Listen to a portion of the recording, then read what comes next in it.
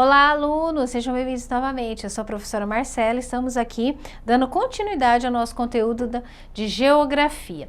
No vídeo passado, a prof falou para vocês um pouquinho aí dos fatores que influenciam o clima. Nós falamos da latitude e da altitude. Hoje nós vamos continuar falando sobre esses aspectos que influenciam o clima. Vem comigo. Bem, massas de ar. Vamos lá, né? Ai, professora, que difícil, né, verificar isso aqui, mas vamos lá. Eu achei uma foto top, que vai conseguir fazer você fixar muito bem esse conteúdo. O que é massa de ar, professora? Ventos que se deslocam. Ah, então massa de ar é só vento? Sim, vento que se deslocam, tá? Massa de ar. Por diferença de pressão entre as diversas regiões do planeta. Então, cada região do planeta, ele possui, essa massa de ar possui uma característica, tá? Bem, de umidade e temperatura, o que varia? Umidade, ela é úmida, ela é seca, tá? E a temperatura, ela é quente, ela é fria, tá? À medida que se deslocam, vão se alterando pelo contato com as outras massas de ar.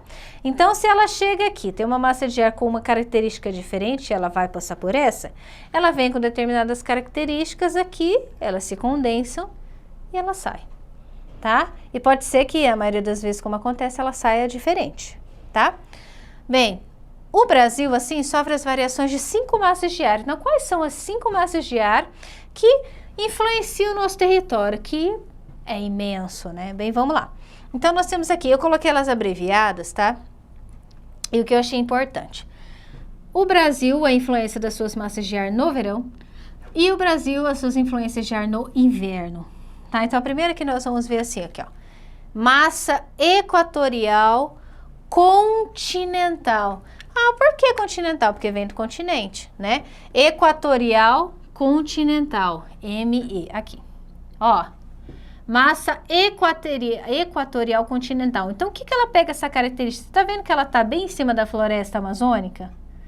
Aqui, agora eu vou usar uma expressão que vocês já devem ter ouvido, né? Que a floresta amazônica, ela tem uma grande responsabilidade e influência na manutenção do clima no mundo, justamente por causa disso, tá?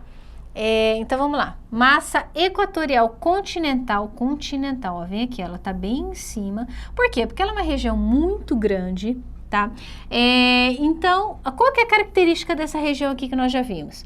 É a floresta amazônica, a floresta tropical do Brasil, a maior do mundo. Então, ela realiza processos químicos, tá? Muito intensos. E vocês imaginam, é uma região que ela é muito úmida, porque chove muito, tá? Então, essa massa de ar aqui, ela interfere aqui, ó, aqui para a América Central, ela interfere aqui para o restante do país da América Latina e para o centro do Brasil, tá ok? Então, ela se mistura, ela traz aqui, essa área aqui da América Central aqui, né, e se condensa. Massa equatorial continental. Massa equatorial atlântica, do Oceano Atlântico, né? Cadê ela? MEA. Aqui, tá? Na pontinha do Oceano Atlântico aqui. Então, o que acontece? Ela sai do oceano e vem, e ela vai influenciar o quê? O nordeste do país, tá? Ó, estão vendo? Muito bem. A outra massa, tropical continental. Ah, essa daqui ela se origina bem no meio, tá? Aqui, ó, tá?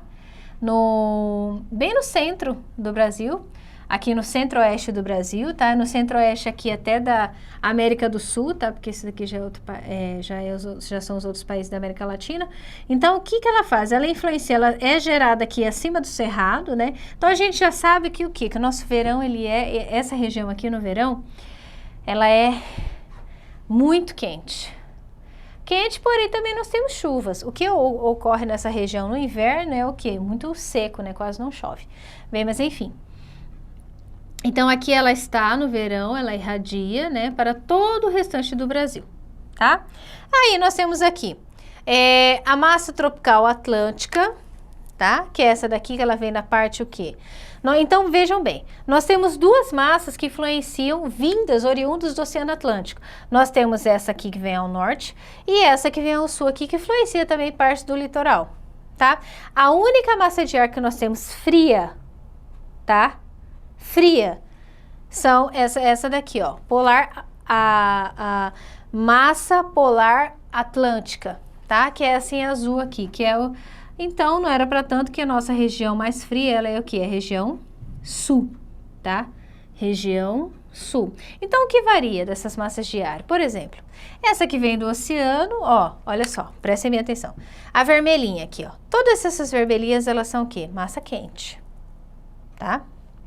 Azulzinha, massa fria. Então, percebe bem. Pelo fato do Brasil estar bem assim, pertinho da linha do Equador, lembrando que nós temos mais influências de massas de ar quente do que fria. Fria nós só temos uma aqui, ó, tá? Poxa, professora, qual que é mais a característica? Tá vendo esse círculozinho azul aqui, ó? Que é essa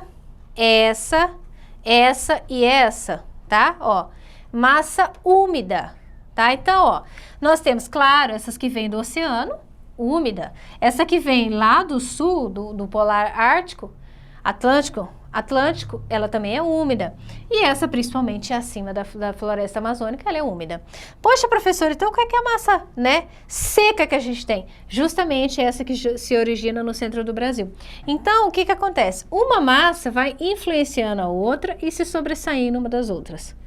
Tá? Cada uma carregando aí. Por que que tem massa de ar?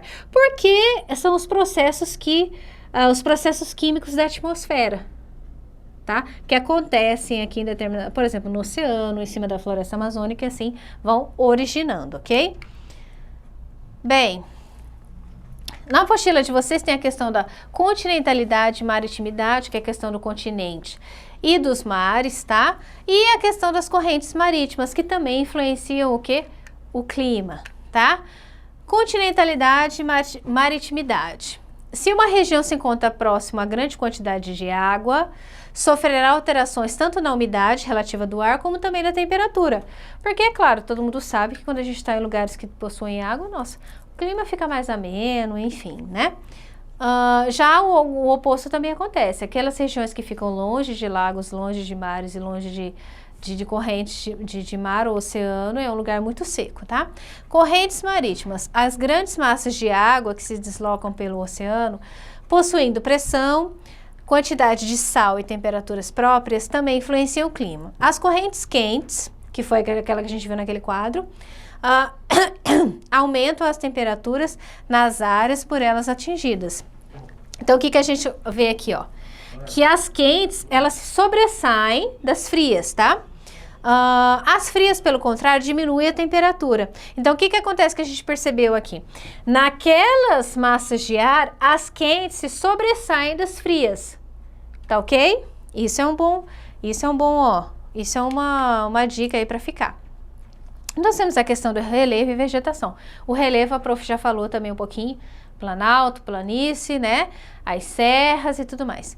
Bem, o relevo influi na temperatura e na umidade, pois facilita ou dificulta a circulação da massa de ar. Então, se é uma área que você tem muita arborização, né? Você tem cursos d'água. Então, o que que acontece? Esses processos físicos químicos, tá? Advém da temperatura, se tá muito sol, se tá muito frio, enfim. Por meio da radiação solar, o que que acontece? Essas trocas químicas e esse ciclo da água, ele favorece a gente ou não, tá? Então, quando você tem um relevo aí, né, muito rico em árvores, você não sofre tanto essa questão da temperatura alta e falta de umidade, tá? O oposto também, tá, gente? Lembrando, a vegetação. As plantas retiram a umidade do solo pela raiz e aí enviam a atmosfera pelas folhas, pelo processo de evapotranspiração, ok? Contribuindo para alterar a temperatura. Além disso, a vegetação impede que os raios solares atinjam diretamente a superfície terrestre. Então, o que que acontece? Quando você tem árvores, né, até nisso, os raios solares, eles vêm e refletem, só que eles, quando eles encontram uma vegetação, uma mata, elas protegem o solo. Porque o solo, quando ele infere diretamente na radiação solar, ele retém esse calor, tá? Então fica muito quente. Ok, pessoal. Quanto a esses fatores, vocês podem ler aí as suas especificidades no material físico, tá? E o próximo tema agora será hidrografia, ok? Para completar aí. Muito obrigada, bons estudos, até a próxima.